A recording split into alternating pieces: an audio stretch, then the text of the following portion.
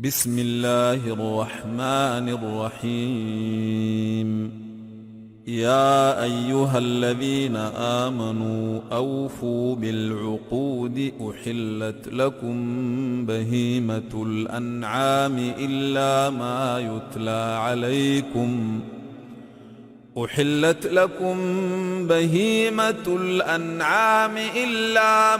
يتلى عليكم غير محل الصيد وأنتم حرم إن الله يحكم ما يريد.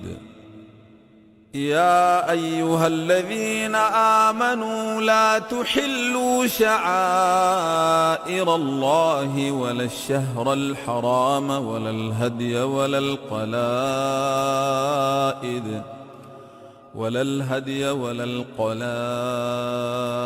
ولا آمين البيت الحرام يبتغون فضلا من ربهم ورضوانا وإذا حللتم فاصطادوا ولا يجرمنكم شنآن قوم إن صدوكم عن المسجد الحرام أن تعتدوا وتعاونوا على البر والتقوى ولا تعاونوا على الإثم والعدوان واتقوا الله إن الله شديد العقاب. حرمت عليكم الميتة والدم ولحم الخنزير وما أهل لغير الله به والمنخنقة والموقوذة والمتردية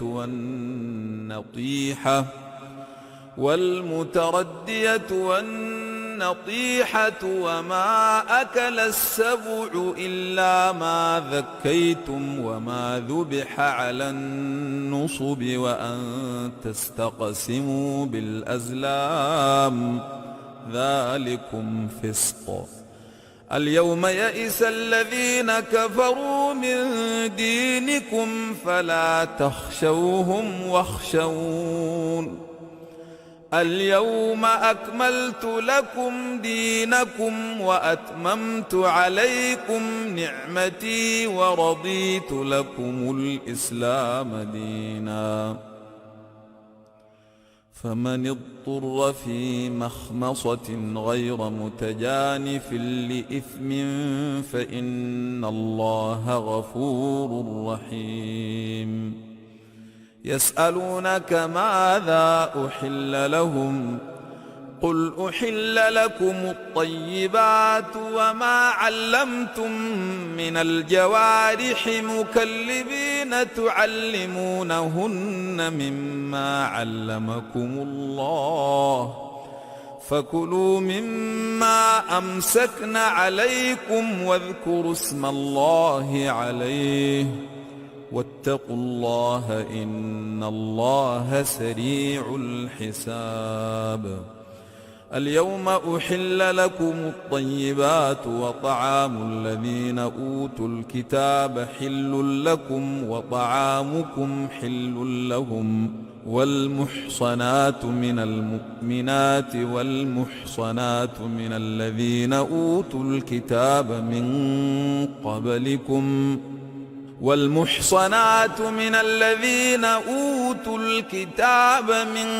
قبلكم إذا آتيتموهن أجورهن محصنين غير مسافحين ولا متخذي أخدان ومن يكفر بالإيمان فقد حبط عمله وهو في الآخرة من الخاسرين. يا أيها الذين آمنوا إذا قمتم إلى الصلاة فاغسلوا وجوهكم وأيديكم إلى المرافق وامسحوا برؤوسكم وأرجلكم إلى الكعبين وإن كنتم جنبا فاطهروا وإن كنتم مرضى أو على سفر أو جاء أحد منكم من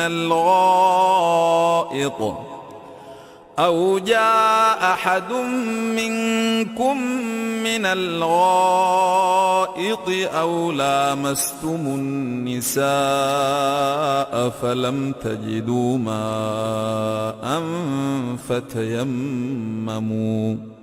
فلم تجدوا ماء فتيمموا صعيدا طيبا فامسحوا بوجوهكم وأيديكم منه ما يريد الله ليجعل عليكم من حرج ولكن يريد ليطهركم وليتم نعمته عليكم لعلكم تشكرون. واذكروا نعمة الله عليكم وميثاقه الذي واثقكم به إذ قلتم سمعنا وأطعنا واتقوا الله إن الله عليم بذات الصدور. يا أيها الذين آمنوا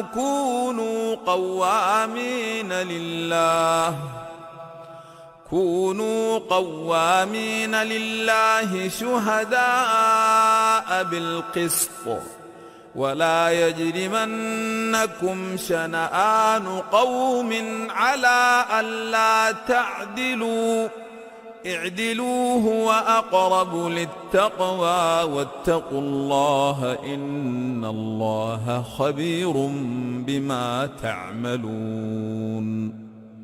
وعد الله الذين آمنوا وعملوا الصالحات لهم مغفرة وأجر عظيم. والذين كفروا وكذبوا بآياتنا أولئك أصحاب الجحيم.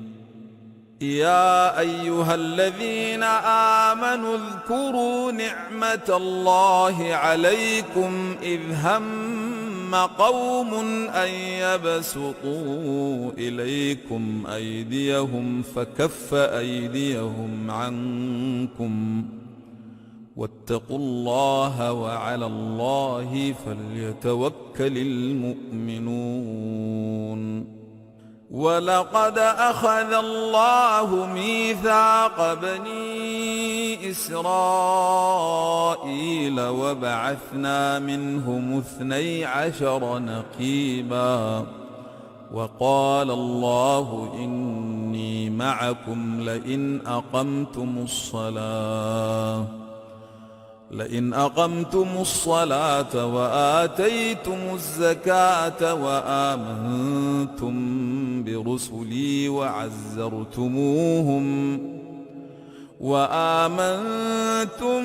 برسلي وعزرتموهم وأقرضتم الله قرضا حسنا لأكفرن عنكم سيئاتكم ولأدخلنكم جنات تجري من تحتها الأنهار فمن كفر بعد ذلك منكم فقد ضل سواء السبيل. فبما نقضهم ميثاقهم لعناهم وجعلنا قلوبهم قاسية يحرفون الكلم عن مواضعه ونسوا حظا مما ذكروا به. ولا تزال تطلع على خائنة منهم إلا قليلا منهم فاعف عنهم واصفح إن الله يحب المحسنين. ومن الذين قالوا إنا نصارى أخذنا ميثاقهم فنسوا حظا مما ذكروا به فأغرينا بينهم العداوة والبغضاء إلى يوم القيامة وسوف ينبئهم الله بما كانوا يصنعون. يا أهل الكتاب قد جاءكم رسولنا يبين لكم كثيرا مما كنتم تخفون من الكتاب ويعفو عن كثير. قد جاءكم من الله نور وكتاب مبين يهدي به الله من اتبع رضوانه سبل السلام ويخرجهم من الظلمات إلى النور بإذنه ويهديهم إلى صراط مستقيم. لقد كفر الذين قالوا إن الله هو المسيح ابن مريم قل فمن يملك من الله شيئا إن أراد أن يهلك المسيح ابن مريم وأمه ومن في الأرض جميعا ولله ملك السماوات والأرض وما بينهما يخلق ما يشاء والله على كل شيء قدير. وقالت اليهود والنصارى نحن أبناء الله وأحباؤه قل فلم يعذبكم بذنوبكم بل أنتم بشر ممن خلق يغفر لمن يشاء ويعذب من يشاء ولله ملك السماوات والأرض وما بينهما وإليه المصير. يا أهل الكتاب قد جاءكم رسولنا يبين لكم على فترة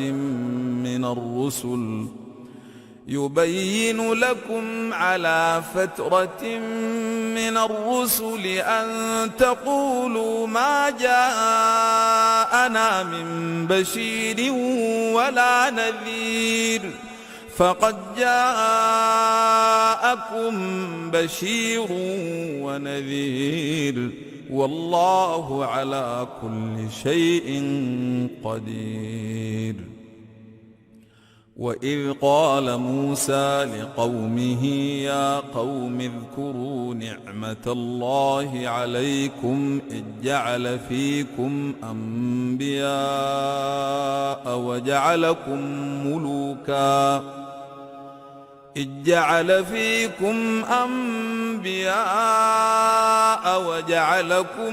ملوكا وآتاكم ما لم يؤت أحدا من العالمين. يا قوم ادخلوا الأرض المقدسة التي كتب الله لكم ولا ترتدوا على أدباركم فتنقلبوا خاسرين.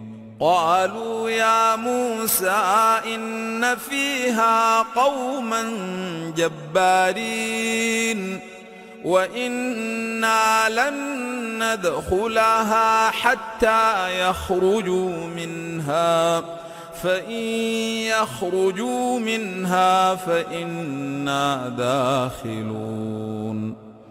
قال رجلان من الذين يخافون أنعم الله عليهم ادخلوا عليهم الباب فإذا دخلتموه فإنكم غالبون وعلى الله فتوكلوا إن كنتم مؤمنين. قالوا يا موسى إنا لن ندخلها أبدا ما داموا فيها فاذهب أنت وربك فقاتلا إنا هاهنا قاعدون. قال رب إني لا أملك إلا نفسي وأخي فافرق بيننا وبين القوم الفاسقين. قال فإنها محرمة عليهم 40 سنة يتيهون في الأرض فلا تأس على القوم الفاسقين. واتل عليهم نبأ ابني آدم بالحق إذ قربا قربانا فتقبل من أحدهما ولم يتقبل من الآخر قال لأقتلنك قال إنما يتقبل الله من المتقين. لئن بسطت إلي يدك لتقتلني ما أنا بباسط يدي إليك لأقتلك إني أخاف الله ما أنا بباسط يدي إليك لأقتلك إني أخاف الله رب العالمين. إني أريد أن تبوء بإثمي وإثمك فتكون من أصحاب النار وذلك جزاء الظالمين. فطوعت له نفسه قتل أخيه فقتله فأصبح من الخاسرين. فبعث الله غرابا يبحث في الأرض ليريه كيف يواري سوءة أخيه قال يا ويلتى أعجزت أن أكون مثل هذا الغراب فأواري سوءة أخي فأصبح من النادمين.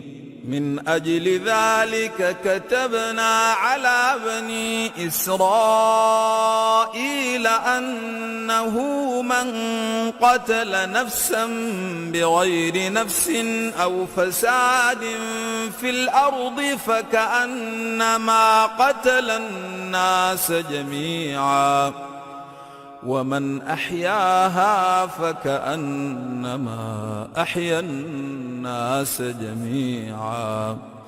ولقد جاءتهم رسلنا بالبينات ثم إن كثيرا منهم بعد ذلك في الأرض لمسرفون. إنما جزاء الذين يحاربون الله ورسوله ويسعون في الأرض فسادا أن يقتلوا أو يصلبوا أو تقطع أيديهم وأرجلهم من خلاف أو ينفوا من الأرض ذلك لهم خزي في الدنيا ولهم في الآخرة عذاب عظيم. إلا الذين تابوا من قبل أن تقدروا عليهم فاعلموا أن الله غفور رحيم. يا أيها الذين الذين آمنوا اتقوا الله وابتغوا إليه الوسيلة وجاهدوا في سبيله لعلكم تفلحون إن الذين كفروا لو أن لهم ما في الأرض جميعا ومثله معه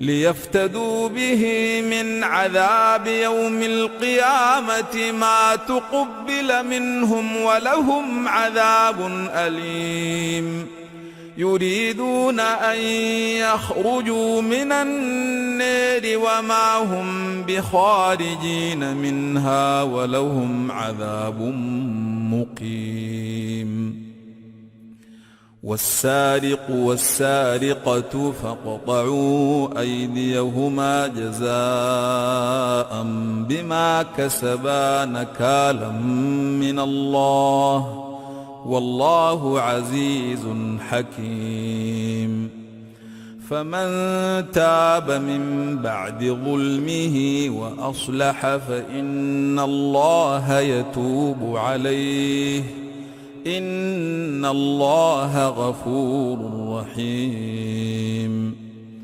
ألم تعلم أن الله له ملك السماوات والأرض يعذب من يشاء ويغفر لمن يشاء والله على كل شيء قدير يا أيها الرسول لا يحزنك الذين يسارعون في الكفر من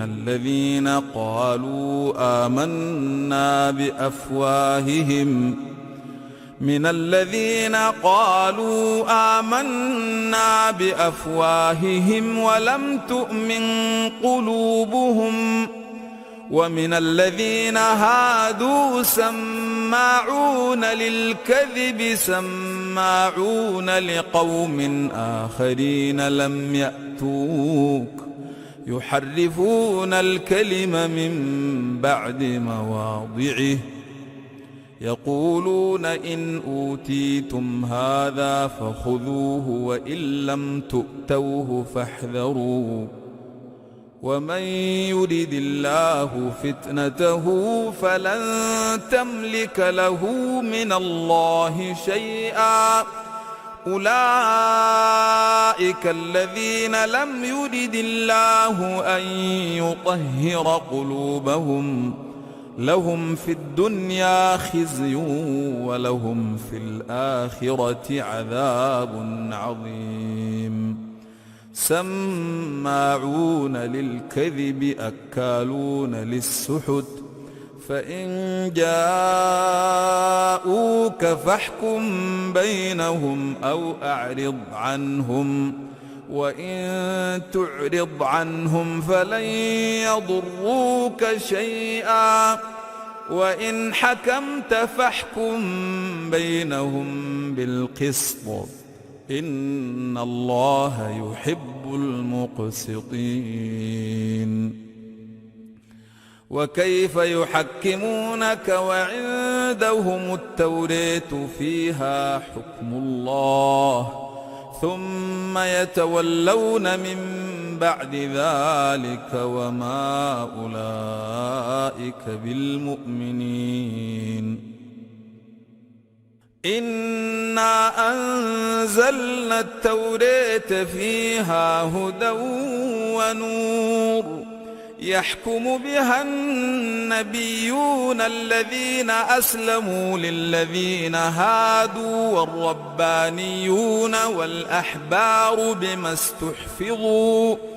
بما استحفظوا من كتاب الله وكانوا عليه شهداء فلا تخشوا الناس واخشوني ولا تشتروا بآياتي ثمنا قليلا ومن لم يحكم بما أنزل الله فأولئك هم الكافرون وكتبنا عليهم فيها أن النفس بالنفس والعين بالعين والأنف بالأنف والأذن بالأذن والسن بالسن والجروح قصاص، فمن تصدق به فهو كفارة له، ومن لم يحكم بما أنزل الله فأولئك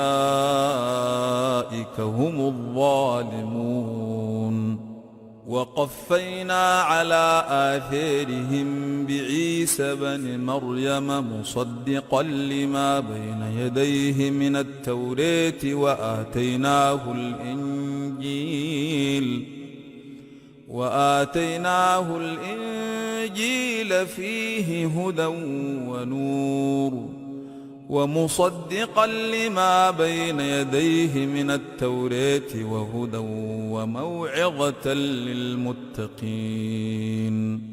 وليحكم أهل الإنجيل بما أنزل الله فيه، ومن لم يحكم بما أنزل الله فأولئك هم الفاسقون. وأنزلنا إليك الكتاب بالحق مصدقا لما بين يديه من الكتاب ومهيمنا عليه، فاحكم بينهم بما أنزل الله ولا تتبع أهواءهم عما جاءك من الحق، لكل جعلنا منكم شرعة ومنهاجا، ولو شاء الله لجعلكم أمة واحدة ولكن ليبلوكم فيما آتاكم، فاستبقوا الخيرات، إلى الله مرجعكم جميعا فينبئكم بما كنتم فيه تختلفون. وأن احكم بينهم بما أنزل الله ولا تتبع أهواءهم، واحذرهم أن يفتنوك عن بعض ما أنزل الله إليك، فإن تولوا فاعلم أنما يريد الله أن يصيبهم ببعض ذنوبهم، وإن كثيرا من الناس لفاسقون. أفحكم الجاهلية يبغون، ومن أحسن من الله حكما لقوم يوقنون. يا أيها الذين آمنوا لا تتخذوا اليهود والنصارى أولياء، بعضهم أولياء بعض، ومن يتولهم منكم فإنه منهم، إن الله لا يهدي القوم الظالمين. فترى الذين في قلوبهم مرض يسارعون فيهم يقولون نخشى أن تصيبنا دائرة، فعسى الله أن يأتي بالفتح أو أمر من عنده فيصبحوا على ما أسروا في أنفسهم نادمين.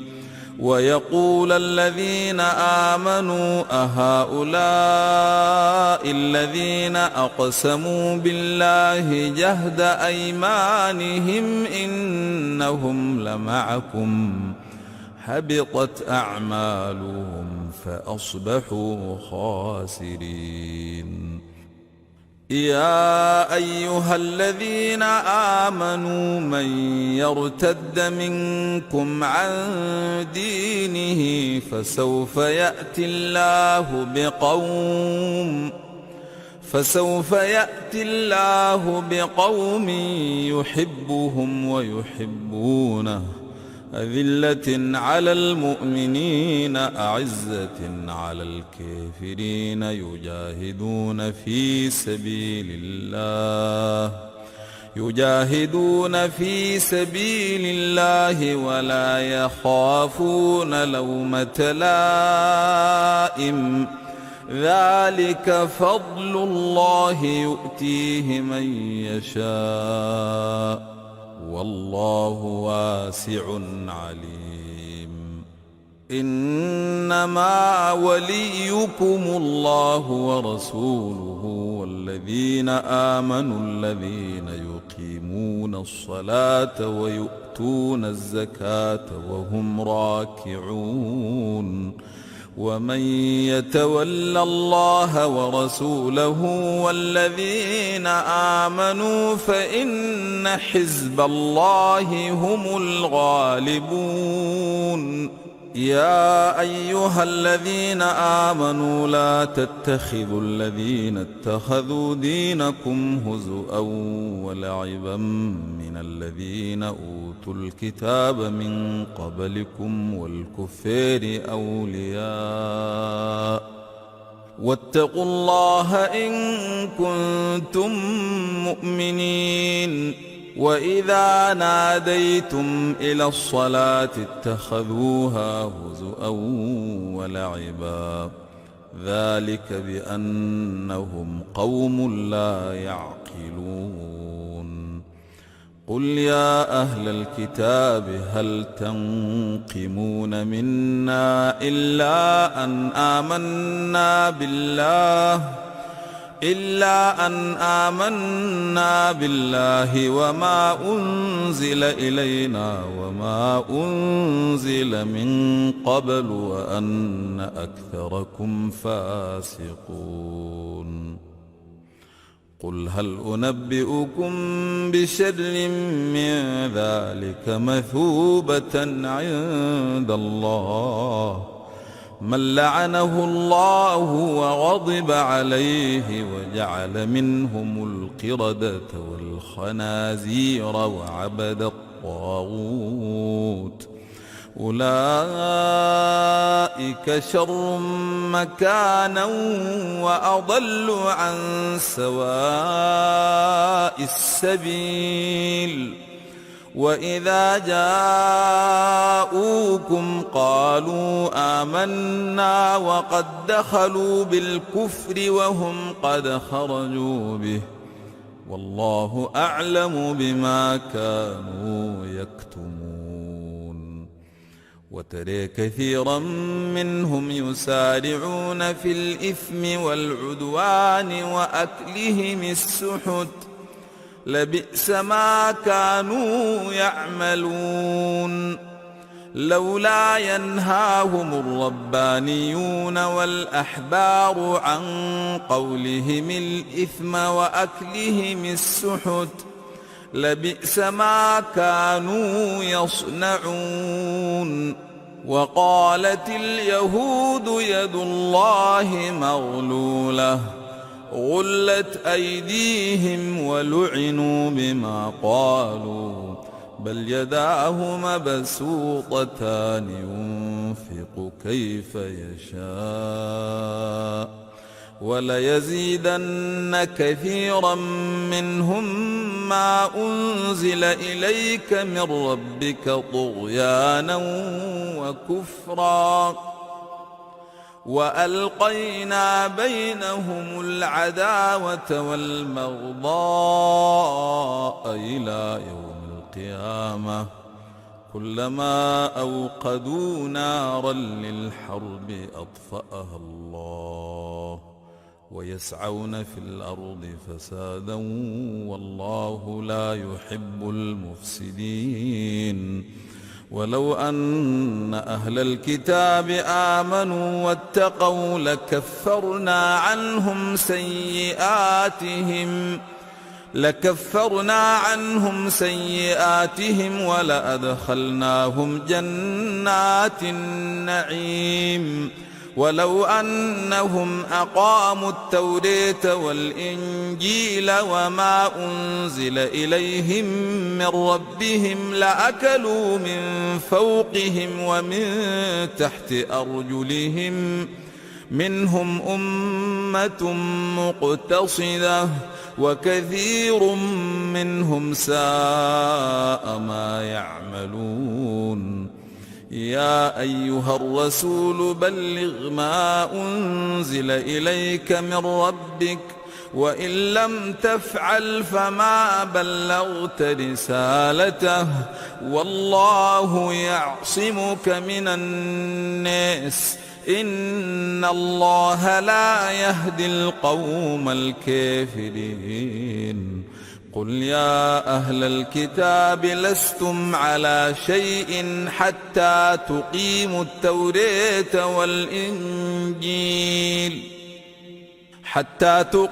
التوراة والإنجيل وما أنزل إليكم من ربكم وليزيدن كثيرا منهم ما أنزل إليك من ربك طغيانا وكفرا فلا تأس على القوم الكافرين. إن الذين آمنوا والذين هادوا والصابئون والنصارى من آمن بالله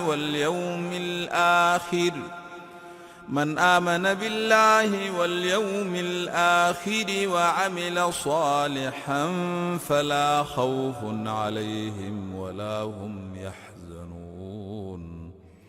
لقد أخذنا ميثاق بني إسرائيل وأرسلنا إليهم رسلا كلما جاءهم رسول بما لا تهوى أنفسهم فريقا كذبوا وفريقا يقتلون وحسبوا ألا تكون فتنة فعموا وصموا ثم تاب الله عليهم ثم عموا وصموا كثير منهم والله بصير بما يعملون. لقد كفر الذين قالوا إن الله هو المسيح ابن مريم وقال المسيح يا بني إسرائيل اعبدوا الله ربي وربكم إنه من يشرك بالله فقد حرم الله عليه الجنة ومأواه النار وما للظالمين من أنصير. لقد كفر الذين قالوا إن الله ثالث ثلاثة وما من إله إلا إله واحد وإن لم ينتهوا عما يقولون ليمسن الذين كفروا منهم عذاب أليم. أفلا يتوبون إلى الله ويستغفرونه والله غفور رحيم. ما المسيح ابن مريم إلا رسول قد خلت من قبله الرسل وأمه صديقة كانا يأكلان الطعام انظر كيف نبين لهم الآيات ثم انظر أنى يؤفكون. قل أتعبدون من دون الله ما لا يملك لكم ضرا ولا نفعا والله هو السميع العليم. قل يا أهل الكتاب لا تغلوا في دينكم غير الحق ولا تتبعوا أهواء قوم قد ضلوا من قبل وأضلوا كثيرا وضلوا عن سواء السبيل. لعن الذين كفروا من بني إسرائيل على لسان داود وعيسى بن مريم ذلك بما عصوا وكانوا يعتدون. كانوا لا يتناهون عن منكر فعلوه لبئس ما كانوا يفعلون. ترى كثيرا منهم يتولون الذين كفروا لبئس ما قدمت لهم أنفسهم أن سخط الله عليهم وفي العذاب هم خالدون. ولو كانوا يؤمنون بالله والنبي وما أنزل إليه ما اتخذوهم أولياء ولكن كثيرا منهم فاسقون. لتجدن أشد الناس عداوة للذين آمنوا اليهود والذين أشركوا ولتجدن أقربهم مودة للذين آمنوا الذين قالوا إنا نصارى ذلك بأن منهم قسيسين ورهبانا وأنهم لا يستكبرون. وإذا سمعوا ما أنزل إلى الرسول ترى أعينهم تفيض من الدمع مما عرفوا من الحق يقولون ربنا آمنا فاكتبنا مع الشاهدين. وما لنا لا نؤمن بالله وما جاءنا من الحق ونطمع أن يدخلنا ربنا مع القوم الصالحين. فأثابهم الله بما قالوا جنات تجري من تحتها الأنهار خالدين فيها وذلك جزاء المحسنين. والذين كفروا وكذبوا بآياتنا أولئك أصحاب الجحيم. يا أيها الذين آمنوا لا تحرموا طيبات ما أحل الله لكم ولا تعتدوا إن الله لا يحب المعتدين. وكلوا مما رزقكم الله حلالا طيبا واتقوا الله الذي أنتم به مؤمنون. لا يؤاخذكم الله باللغو في أيمانكم ولكن يؤاخذكم بما عقدتم الأيمان. فكفارته إطعام 10 مساكين من أوسط ما تطعمون أهليكم أو كسوتهم أو تحرير رقبة. فمن لم يجد فصيام 3 أيام ذلك كفارة أيمانكم إذا حلفتم واحفظوا أيمانكم كذلك يبين الله لكم آياته لعلكم تشكرون.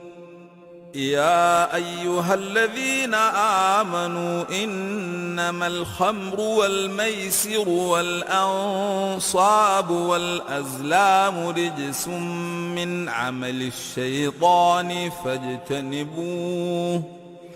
فاجتنبوه لعلكم تفلحون إنما يريد الشيطان أن يوقع بينكم العداوة والبغضاء في الخمر والميسر ويصدكم عن ذكر الله وعن الصلاة فهل أنتم منتهون وأطيعوا الله وأطيعوا الرسول واحذروا فإن توليتم فاعلموا أنما على رسولنا البلاغ المبين ليس على الذين آمنوا وعملوا الصالحات جناح فيما طعموا إذا ما اتقوا وآمنوا وعملوا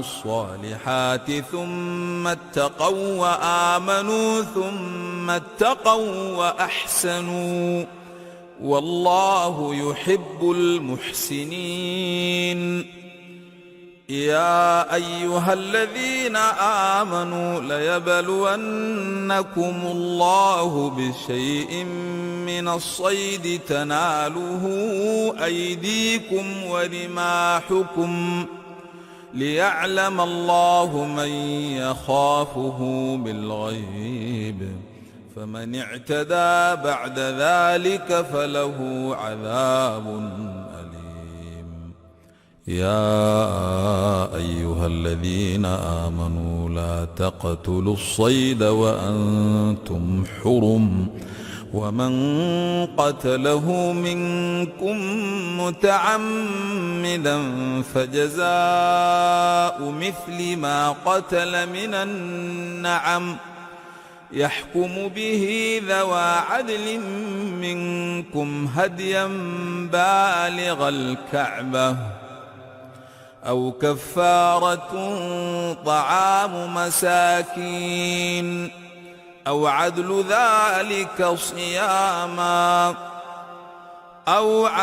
ذلك صياما ليذوق وبال أمره عفى الله عما سلف ومن عاد فينتقم الله منه والله عزيز ذو انتقام أحل لكم صيد البحر وطعامه متاعا لكم وللسيارة وحرم عليكم صيد البر ما دمتم حرما واتقوا الله الذي إليه تحشرون جعل الله الكعبة البيت الحرام قياما للناس والشهر الحرام والهدي والقلائد ذلك لتعلموا أن الله يعلم ما في السماوات وما في الأرض وأن الله بكل شيء عليم اعلموا أن الله شديد العقاب وأن الله غفور رحيم ما على الرسول إلا البلاغ والله يعلم ما تبدون وما تكتمون قل لا يستوي الخبيث والطيب ولو أعجبك كثرة الخبيث فاتقوا الله يا أولي الألباب لعلكم تفلحون يا أيها الذين آمنوا لا تسألوا عن أشياء إن تبد لكم تسؤكم وإن تسألوا عنها حين ينزل القرآن تبد لكم عفى الله عنها والله غفور حليم. قد سألها قوم من قبلكم ثم أصبحوا بها كافرين. ما جعل الله من بحيرة ولا سائبة ولا وصيلة ولا حام ولكن الذين كفروا يفترون على الله الكذب وأكثرهم لا يعقلون. وإذا قيل لهم تعالوا إلى ما أنزل الله وإلى الرسول قالوا حسبنا ما وجدنا عليه آباءنا أولو كان آباؤهم لا يعلمون شيئا ولا يهتدون. يا أيها الذين آمنوا عليكم أنفسكم لا يضركم من ضل إذا اهتديتم إلى الله مرجعكم جميعا فينبئكم بما كنتم تعملون. يا أيها الذين آمنوا شهادة بينكم إذا حضر أحدكم الموت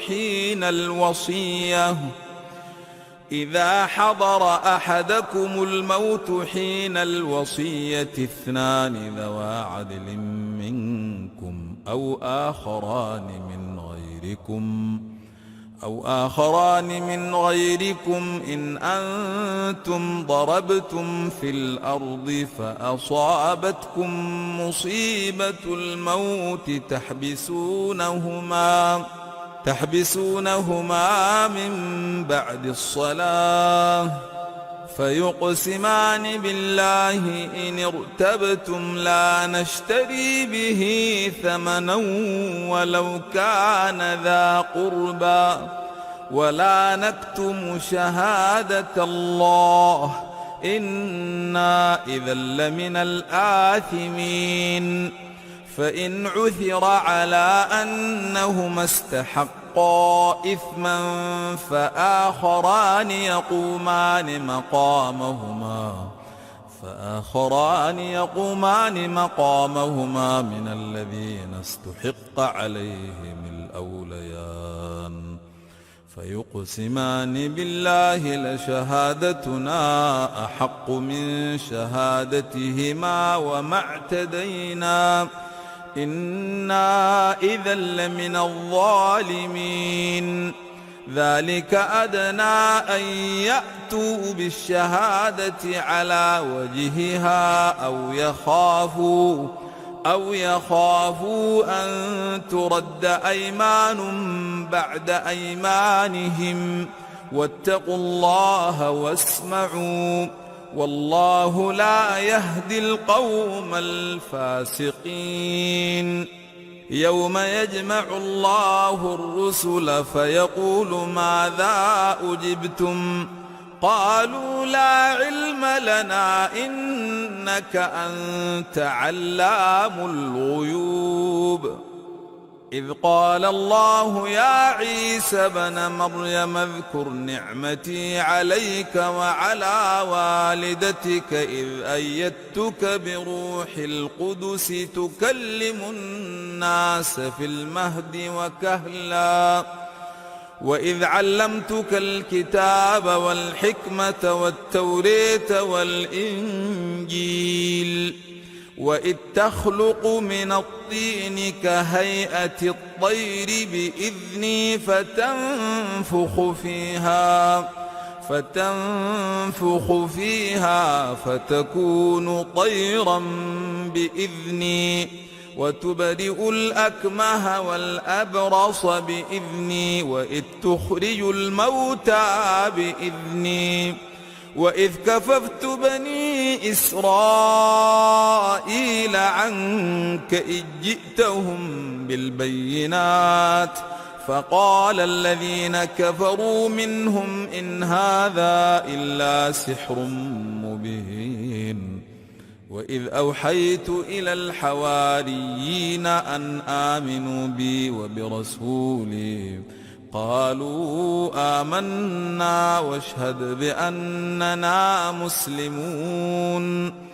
إذ قال الحواريون يا عيسى ابن مريم هل يستطيع ربك أن ينزل علينا مائدة من السماء؟ قال اتقوا الله إن كنتم مؤمنين. قالوا نريد أن نأكل منها وتطمئن قلوبنا ونعلم أن قد صدقتنا ونكون عليها من الشاهدين.